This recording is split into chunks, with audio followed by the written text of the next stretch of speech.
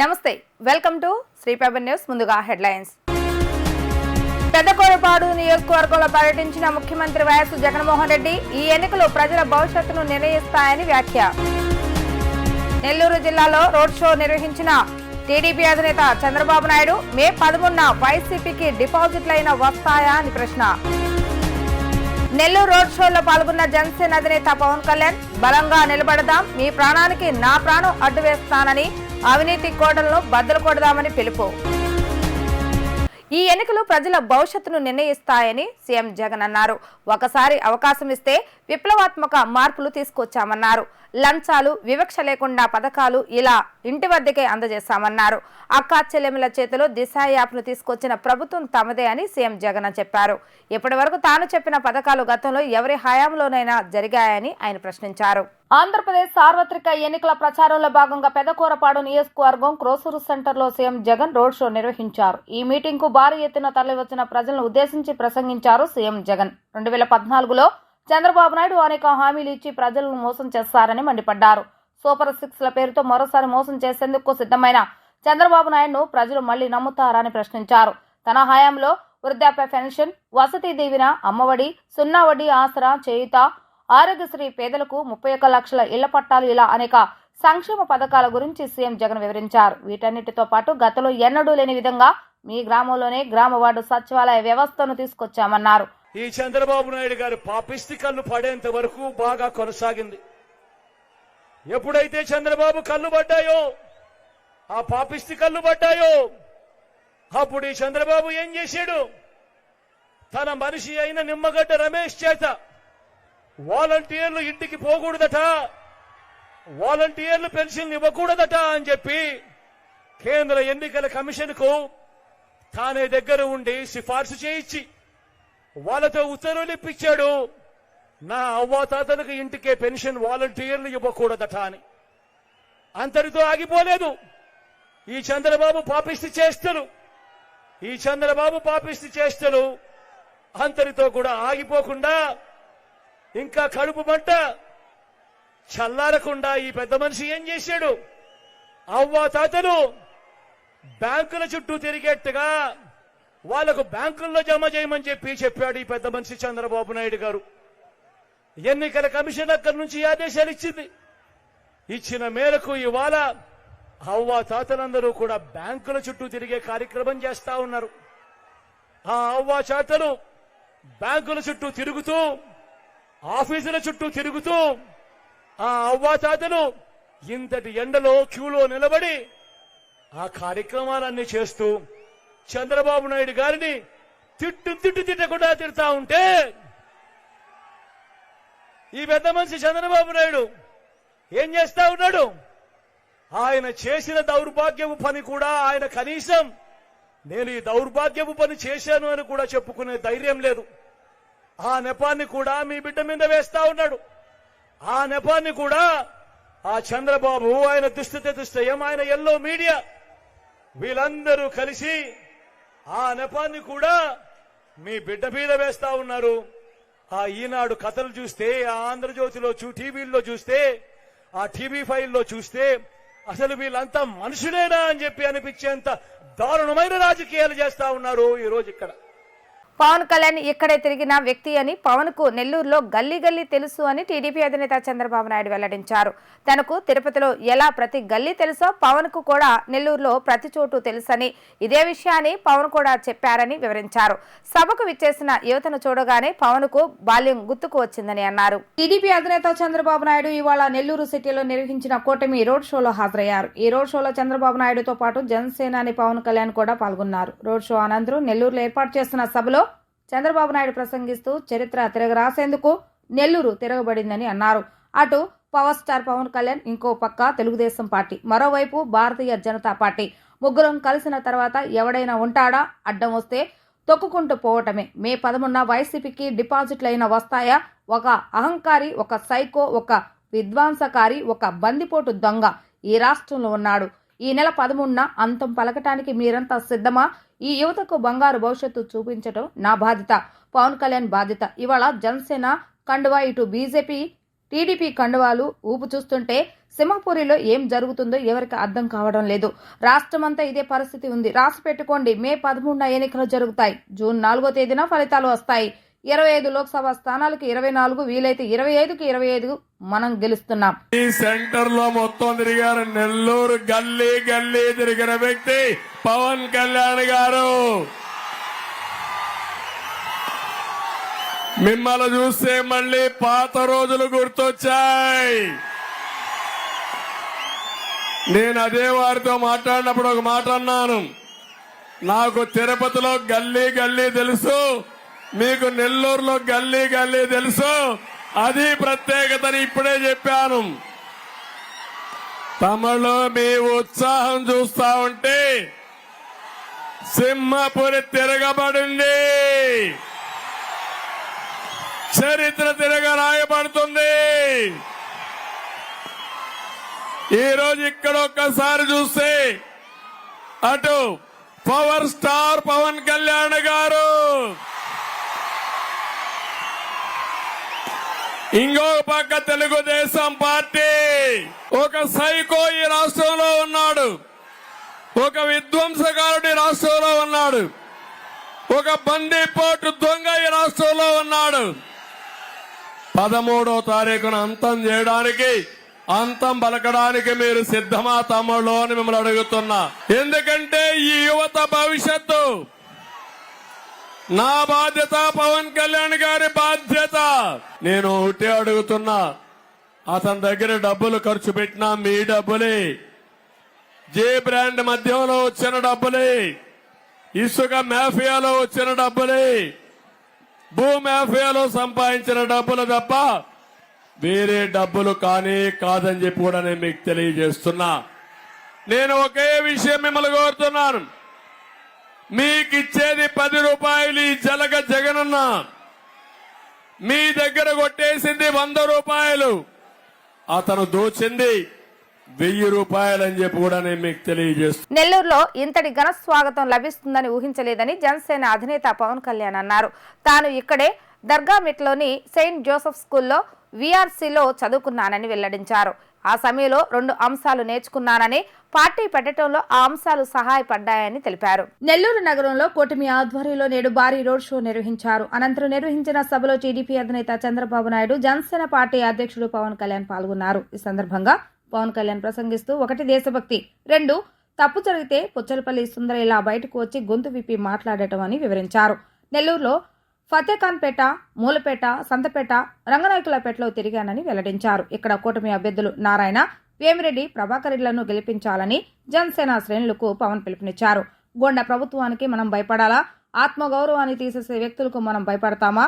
YS Jagan కు మనం భయపడతామా అంటూ కార్యకర్తలు కథనోత్సవం నింపే ప్రయత్నం చేశారు. ఇంత అపూర్వమైన స్వాగతం, ప్రేమాభిమానం మీరు మాకు చూపిస్తారని నేను కల్లో కూడా ఊహించలే. తరం మారుతోంది, కొత్త తరం వస్తోంది అంటానికి సంకేతం ఇదే. ఆడపడుచులు, పెద్దవాళ్ళు, యువత అందరూ ఈరోజు బయటకు వచ్చారు. నేను మీకు మాటిస్తున్నా, కొత్త ప్రభుత్వం వస్తోంది, కూటమి ప్రభుత్వం వస్తోంది. మన భవిష్యత్తుకి మీకు అండగా ఉండటానికి, మీకు బంగారు బాట వేయడానికి, మీకోసం పోరాటం చేయడానికి, మబ్బుల్లో పరిగెత్తే పిడుగుల్లాంటి మీకు అండగా నిలబడటానికి. నేను ఇక్కడే పొలిటికల్ పార్టీ పెట్టాను అంటే దానికి విఆర్ కాలేజ్లో కానీ, దర్గామెట్లో సెయింట్ జోసెఫ్లో చదువుకున్నా కానీ 2 నేర్చుకున్నా. 1 దేశభక్తి, 2 తప్పు జరిగితే కొండపల్లి సీతారామయ్య గారు మనకి పుచ్చలపల్లి సుందరయ్య గారి లాగా బయటకు వచ్చి గొంతిప్పి మాట్లాడటం. మన రామచంద్రారెడ్డి గారిది ప్రజా వైద్యశాల ఉంది, పుచ్చలపల్లి సుందరయ్య గారిది పోరాట స్ఫూర్తి ఉంది. ఇవన్నీ ఇక్కడే అర్థం చేసుకున్నా, స్ఫూర్తిని తీసుకున్నా. ఫతేఖాన్పేటలో మనకి మూలాపేట, రంగనాయకులపేట, ఇవన్నీ నాకు బంధువర్గ సంతపేట, ఇవన్నీ తిరిగినవాడిని.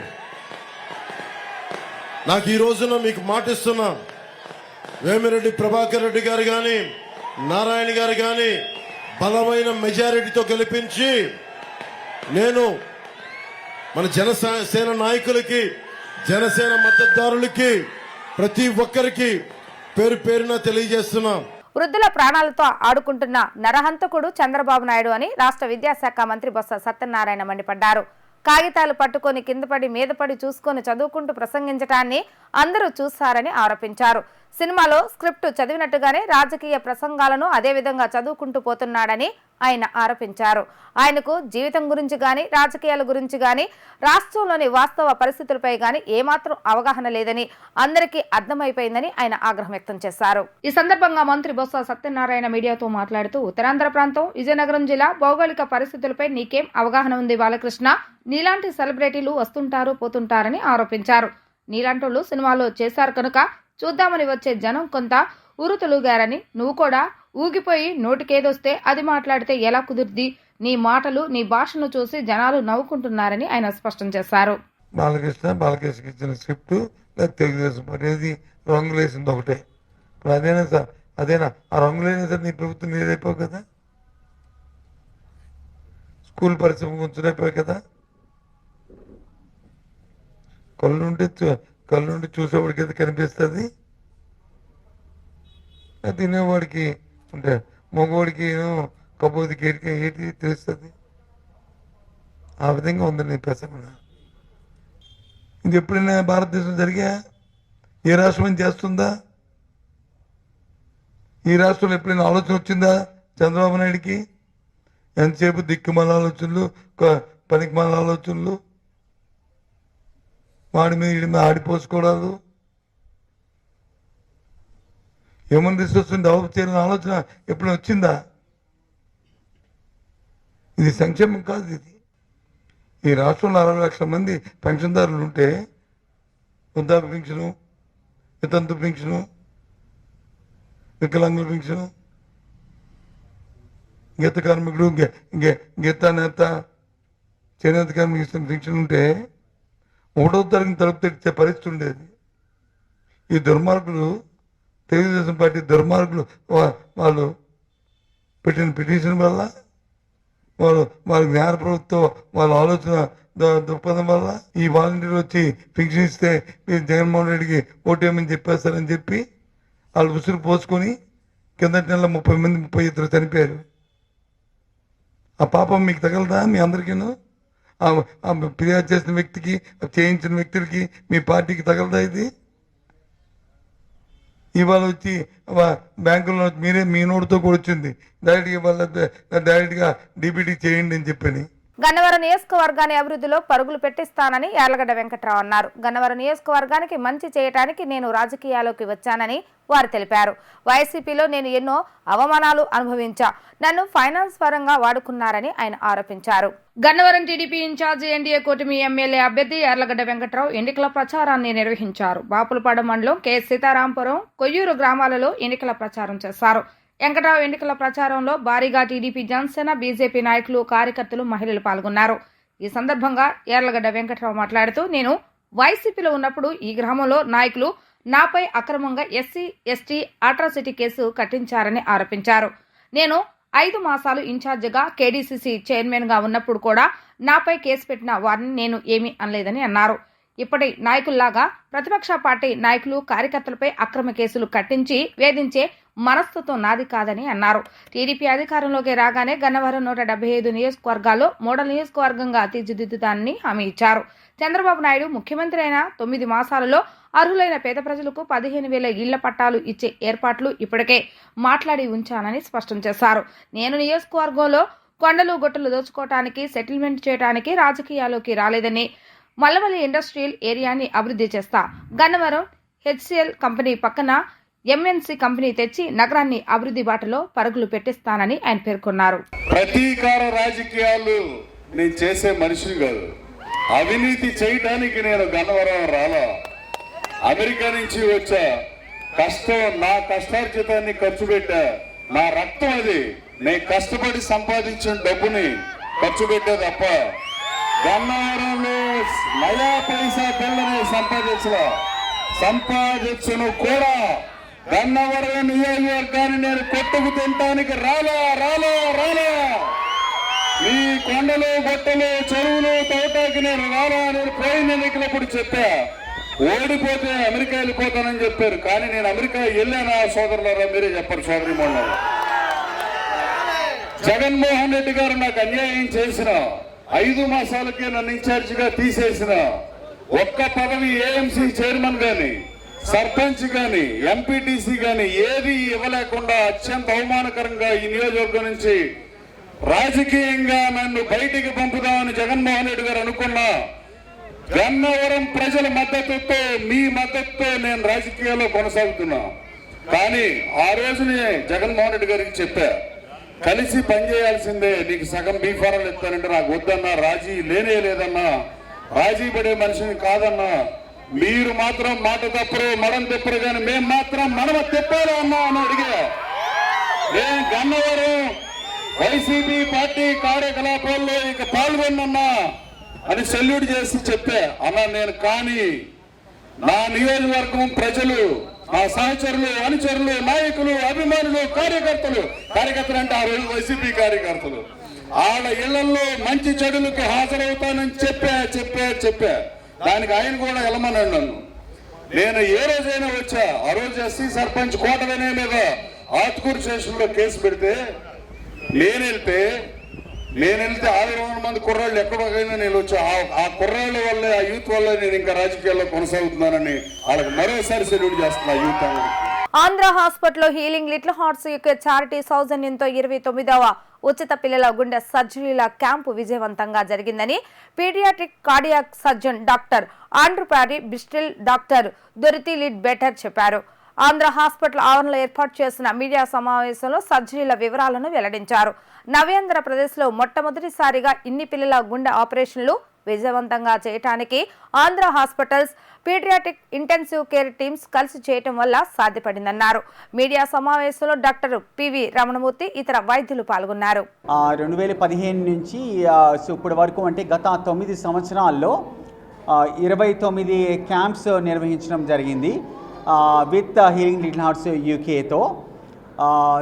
ఎవ్రీ టైం ప్రతి క్యాంప్లో 15 నుంచి 25 సర్జరీస్ అప్ టు 30 సర్జరీస్ వరకు 1 వీక్ క్యాంప్లో చేసాము. సో బేసికలీ ఏంటంటే ఈ క్యాంప్లో కూడా మనం చేసేయండి చాలా difficult and very complex heart surgeries, not like simple holes in the heart. అటువంటివి కాకుండా ఒక చైల్డ్కి 2-3 రకాల ప్రాబ్లమ్స్, 3-4 రకాల ప్రాబ్లమ్స్ కలిసి ఉంటాము. ఫర్ ఎగ్జాంపుల్ ఈ క్యాంప్లో వచ్చేసరికి ఇంటరప్టెడ్ అయోర్టిక్ ఆర్చ్ అని, total anomalous pulmonary Venus drainage అని, అవి కూడా వెరీ కాంప్లికేటెడ్ సర్జరీస్. వేరే ప్లేసెస్లో కూడా చేయలేని, వేరే ప్లేసెస్ కూడా వెళ్ళి, అంటే మన తెలుగు స్టేట్స్లో డిఫరెంట్ ప్లేసెస్ కూడా వెళ్ళి, and including Hyderabad.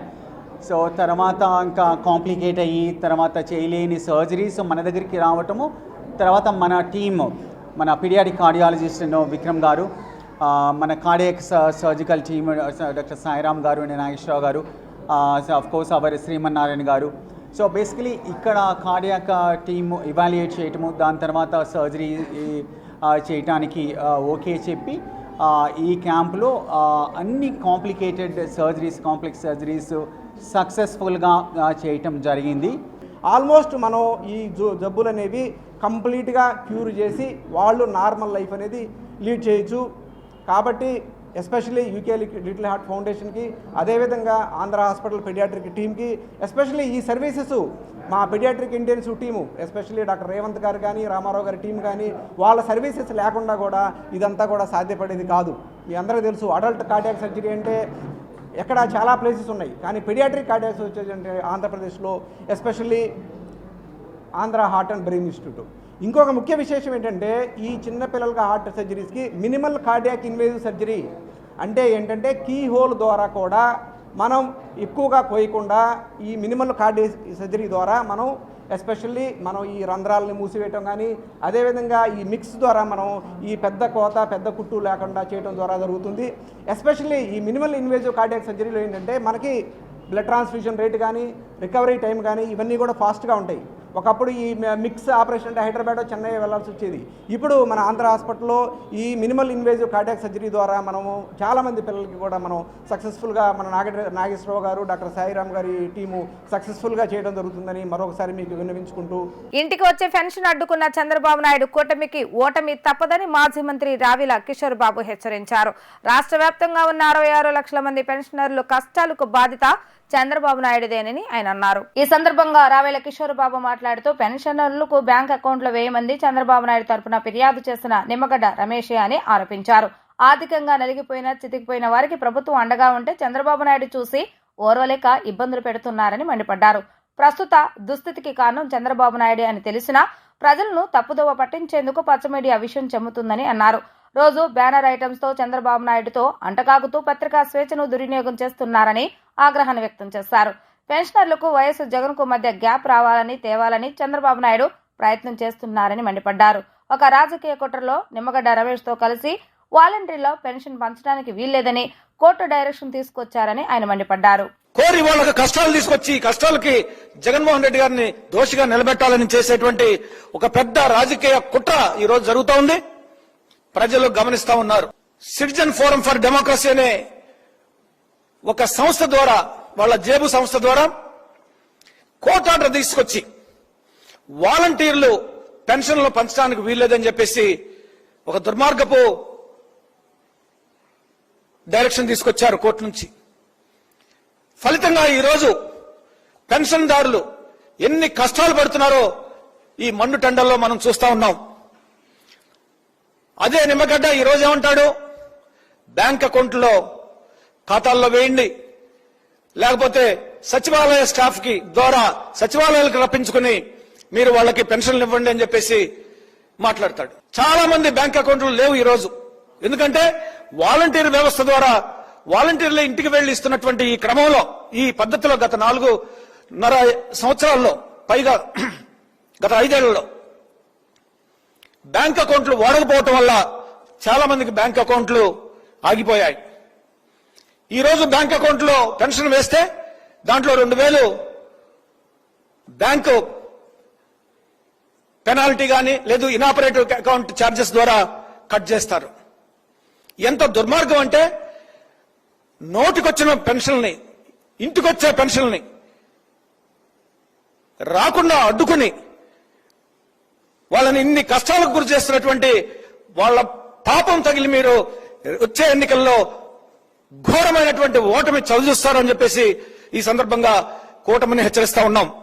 Direct transfer ద్వారా 2,70,000 కోట్ల రూపాయలు ఇవాళ నవరత్నాలు పథకాల ద్వారా, అనేక పథకాల ద్వారా నేరుగా బ్యాంక్ అకౌంట్లకి దళారులు లేకుండా, అసమర్థత లేకుండా, అవినీతికి తావు లేకుండా, పారదర్శకంగా, మధ్యవర్తులతో పని లేకుండా భారతదేశంలో మొట్టమొదటిసారి లబ్ధిదారులకి నేరుగా వాళ్ళ అకౌంట్లకి 2,70,000 కోట్లు.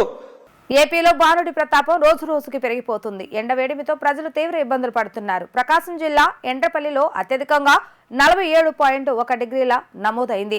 నేడు 28 మండలాల్లో తీవ్ర వడగాల్పులు వీచే అవకాశం ఉందని ఐఎండీ తెలిపింది.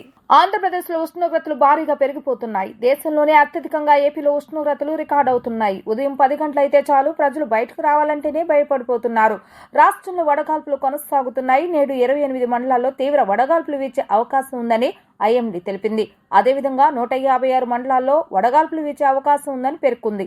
రేపు 21 మండలాల్లో తీవ్ర వడగాల్పులు, 261 మండలాల్లో వడగాల్పులు వీచే అవకాశం ఉందని వెల్లడించింది.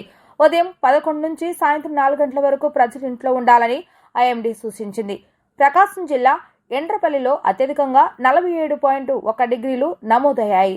మార్కాపురంలో 47, బనగానపల్లెలో 46.7 డిగ్రీలు, నెల్లూరు జిల్లా అక్కమాంబపురంలో 46.6 డిగ్రీలు, చిత్తూరు జిల్లా తవణంపల్లి, వైఎస్ఆర్ జిల్లా జమ్మలమడుగులో 46.4 డిగ్రీలు, అనంతపురం జిల్లా తెరన్నపల్లి, కర్నూలు జిల్లా గూడూరులో 55.3 డిగ్రీలు, పల్నాడు జిల్లా విజయపూరిలో 45.3 డిగ్రీలు అధిక ఉష్ణోగ్రతలు నమోదయ్యాయి. అదేవిధంగా తిరుపతి జిల్లా చీవరంలో 44.8, ఎన్టీఆర్ జిల్లా చిల్లకలలో 44.6 డిగ్రీలు నమోదైనట్లుగా తెలిపింది.